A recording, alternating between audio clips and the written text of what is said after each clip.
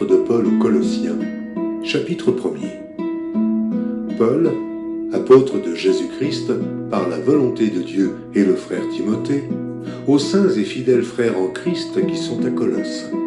Que la grâce et la paix vous soient données de la part de Dieu notre Père. Nous rendons grâce à Dieu, le Père de notre Seigneur Jésus-Christ, et nous ne cessons de prier pour vous.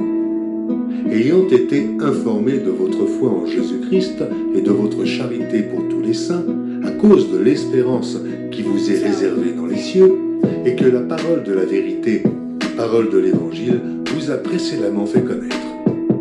Il est au milieu de vous et dans le monde entier.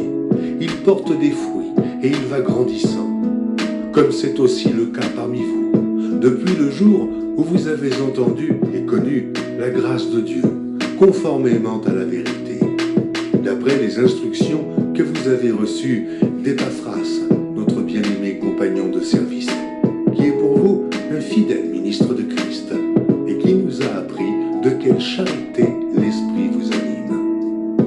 C'est pour cela que nous aussi, depuis le jour où nous en avons été informés, nous ne cessons de prier Dieu pour vous, et de demander que vous soyez remplis de la connaissance de sa volonté, en toute sagesse et intelligence spirituelle, pour marcher d'une manière digne du Seigneur et lui être entièrement agréable, portant des fruits de toutes sortes de bonnes œuvres et croissant par la connaissance de Dieu, fortifié à tous égards par sa puissance glorieuse, en sorte que vous soyez toujours et avec joie, persévérants et patients.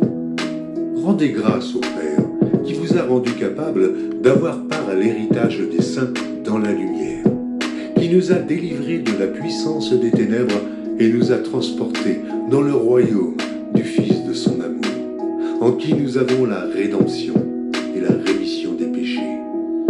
Il est l'image du Dieu invisible, le premier-né de toute la création, car en lui ont été créées toutes les choses qui sont dans les cieux et sur la terre, les visibles et les invisibles, trône, dignité, domination, autorité, tout a été créé par lui et pour lui. Il est avant toute chose, et toute chose subsiste en lui.